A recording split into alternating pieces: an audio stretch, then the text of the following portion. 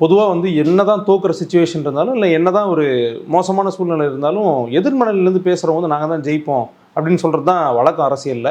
OPS அவர்கள் வந்து இப்போ இருக்க சூழல் வச்சு பார்க்கும்போது திமுக ஜெயிக்கும்னு பேசுகிறாரு சார், எப்படி பார்க்குறது? இல்லை, இன்னைக்கு பத்திரிகா சந்திப்பில் சொன்னார், இப்படிலாம் மக்கள் பேசுகிறாங்க சாமி, நான் சொல்லலை அப்படிங்கிற டிஸ்க்ளைமர் போட்டார். இன்னைக்கு ஒரு பத்திரிகா சந்திப்பில் கேட்குறாங்க, திமுகவின் தலைவர் ஸ்டாலின் அவர்கள் வந்து 200 தொகுதியில் ஜெயிப்போம் திமுக அப்படின்னு சொல்கிறாரு, இதை பற்றி உங்களுடைய கருத்து என்ன அப்படின்னு கேட்குறாங்க. இன்றைக்கி எதிர்கட்சிகள் பலம் இல்லாமல் இருக்குது, செதறி போயிருக்கு, தனித்தனியாக இருக்கிறது.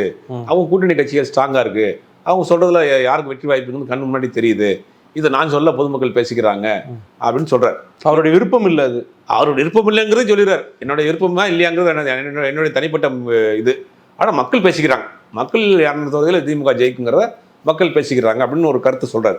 சொல்கிறவர் வந்து முன்னாள் முதலமைச்சர், ஒரு சட்டமன்ற உறுப்பினர், தமிழ்நாட்டின் அறியப்பட்ட ஒரு முக்கியமான அரசியல்வாதி, கலை யதார்த்தம் தெரிந்த நபர். அப்புறம் ஒரு கருத்தை பதிவு பண்ணுறாருன்னா மக்களுடைய பிரதிபலிப்பை தான் அவர் சொல்கிறார்.